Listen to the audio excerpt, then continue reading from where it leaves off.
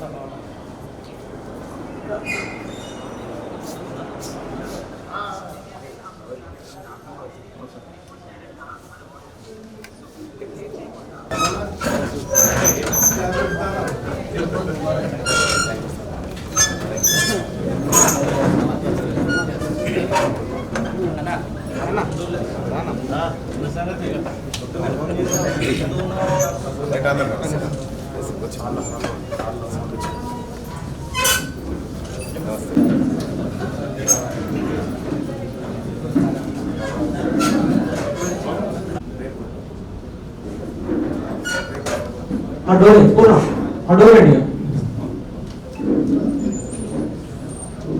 క్రమశిక్షణ సంఘం చైర్మన్ వ్యవహరిస్తున్న పెద్దలు నాగేశ్వర గారు కూడా వేదికపైకి రావాల్సిందిగా ఆహ్వానిస్తున్నాం.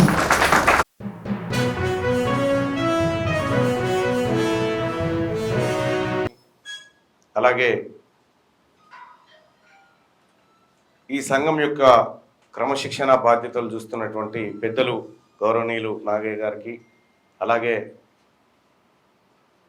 టీం వ్యవహారాలన్నీ ఎప్పటికప్పుడు పర్యవేక్షించేటువంటి రాష్ట్ర కమిటీ సభ్యురాలైనటువంటి భావన గారికి, అలాగే ఇక్కడికి విచ్చేసినటువంటి రాష్ట్ర కమిటీ సభ్యులకు, అలాగే వివిధ జిల్లా కన్వీనర్లకు, మిగతా టీం సభ్యులందరికీ పేరు పేరున ధన్యవాదాలు, నమస్కారం. సమాచారం ఉంది మనకు టికెట్ ఇస్తున్నారు, టికెట్ రాబోతుంది అనేటువంటి విషయం. అయితే వరంగల్, నల్గొండ, ఖమ్మం పట్టభద్రుల ఎమ్మెల్సీ కాబట్టి ఈ గడ్డ మీద నుంచి ఒక మన మీటింగ్ ఉండాలన్న ఉద్దేశంతో ఇక్కడ కార్యక్రమాన్ని నిర్వహించాలని చెప్పి నేను రజనీ గారికి రిక్వెస్ట్ చేయడం జరిగింది. అయితే ప్రధానంగా ఈ పట్టభద్రుల ఎమ్మెల్సీ ఎన్నికలకు సంబంధించి నోటిఫికేషన్ ఇంకా పూర్తి స్థాయిలో అంటే రాలేదు. ఇంకా ఆ నోటిఫికేషన్ మరొక వారంలో వచ్చేటువంటి అవకాశం ఉంది. వారంలో వచ్చే అవకాశం ఉంది కాబట్టి మనమంతా దానికోసం సమాయత్తం కావాలి. మీరు వాస్తవానికి ఏ రాజకీయ పార్టీకి సంబంధం లేనటువంటి పౌర సమాజం కాబట్టి పట్టభద్రుల ఎమ్మెల్సీకి సంబంధించి జరిగినటువంటి నిర్ణయం ఏదైతే ఉందో ఈసారి పోయినసారే ఒక 6,000 తేడాతోని మనం వెనకంజ వేయడం జరిగింది. ఆ రోజు మనం ఇండిపెండెంట్గా పోటీ చేసినాం. మీ అందరు కూడా సహాయ సహకారాలు అందించి అహోరాత్రులు కష్టపడి ఆ ఫలితాన్ని ఈ రాష్ట్రానికి చూపించారు. అప్పుడు ఈ రాష్ట్రం తీన్మార్ మల్లన్న టీం దమ్మేందో ఆ రోజు చూసింది.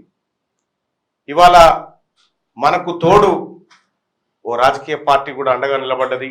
ఇవాళ వాళ్ళందరి సహకారంతో ఈసారి లక్షకు తక్కువ మెజారిటీ కాకుండా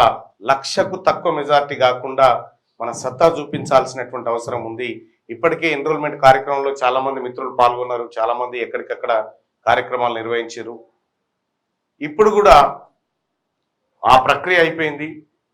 మరి ఈ 3 జిల్లాలంటే దాదాపు 32 అసెంబ్లీ నియోజకవర్గాలు వస్తున్నాయి కదా రజని?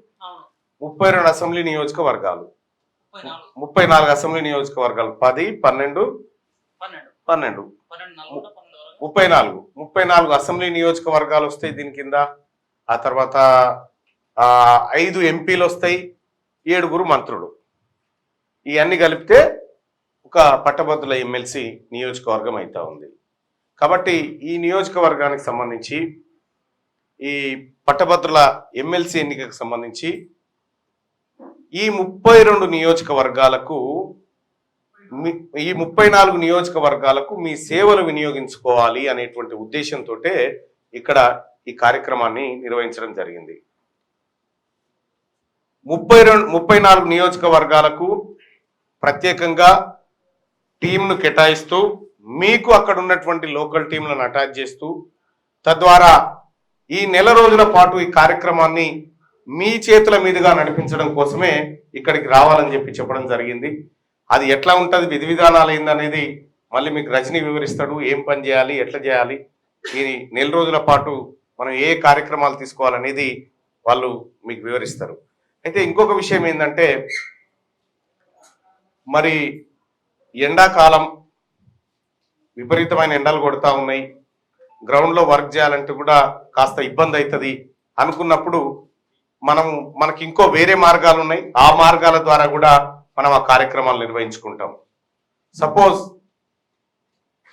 ఇప్పటికే కొన్ని వందల మంది పిల్లలతోటి ఫోన్ కాల్స్, కాల్ సెంటర్స్ నడుస్తూ ఉన్నాయి. మీకు కావాల్సిన పనంతా సగం తగ్గించేసిన ఆల్రెడీ. మీరు గ్రామాలకు పోయినా, మండలాలకు పోయినా, ప్రభుత్వ పాఠశాలలు అంటే ఎట్లాగో స్కూల్స్ బందే ఉన్నాయి. ప్రభుత్వ కార్యాలయాలకు, పోలీస్ స్టేషన్లలోకి, ఎంఆర్ఓ ఆఫీసుల్లోకి ఎక్కడికైనా పోయి మనం వాళ్ళని రిక్వెస్ట్ చేసుకోవడానికి ఒక ఛాన్సు ఏర్పడ్డది. అలాగే మీరు కూడా ఇప్పుడు ఈ 3 జిల్లాల్లో ఉన్నటువంటి కమిటీలు, వీటికి అదనంగా ఇతర జిల్లాల నుంచి ఆడేటువంటి వ్యక్తులు ఎవరైతే ఉన్నారో వాళ్ళందరూ కలిసి ఒక కోఆర్డినేషన్ గా ఒక మండలం ఉంటే ఆ మండలంలో ఉన్నటువంటి ప్రతి గ్రామాన్ని కంప్లీట్ గా క్లియర్ గా జల్లెడ పట్టేసి మనం సమాయత్తం కావాలి ఓటింగ్ నాటికి. సో ఆ కార్యక్రమాన్ని మీ పైన పెట్టడం కోసం, మీ అందరి సహకారం కోసం రజని ఇక్కడ ఈ కార్యక్రమాన్ని ఏర్పాటు చేయడం జరిగింది. మరి ఆ కార్యక్రమానికి సంబంధించి మరి మీరు ఎవరెవరు ఏ రకంగా సేవలు అందిస్తారు, మీకు ఏ జిల్లాలో అయితే మీరు వెళ్ళగలుగుతారు, ఏ నియోజకవర్గం అయితే బెటర్ అనేది మీరు రజనీతోని ఒకసారి మాట్లాడి కోఆర్డినేట్ చేసుకోండి. క్లియర్గా చెప్పేది ఏంటంటే రాబోతున్నటువంటి పట్టభద్రుల ఎమ్మెల్సీ ఎన్నికల అంశమే ఇప్పుడు మనం మాట్లాడుకుంటున్నటువంటి అంశం.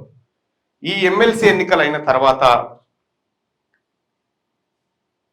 సరే ప్రభుత్వం లేకపోతే అధిష్టానం ఆశీస్సులు ఉంటే ఏదైనా జరగవచ్చు, జరిగితే. కానీ ఒక మాట అయితే నేను మీ అందరినీ కూడా రిక్వెస్ట్ చేసేది, మీరు ఇప్పటి వరకు ప్రజాక్షేత్రంలో ప్రజల కోసం ఎట్లయితే పనిచేసిరో అంతే నిబద్ధతగా, అంతే నిబద్ధతతో ప్రజల పక్షాన్నే ఉండాలి. అందుకోసమే నాతో పార్టీలోకి ఏ ఒక్కరిని కూడా తీసుకుపోకుండా ఇది ఇంతే పవిత్రంగా ఉండాలని కాపాడడం జరిగింది. ఇవాళ మీరంతా కూడా అదే కార్యక్రమంలో ఉన్నారు. కాబట్టి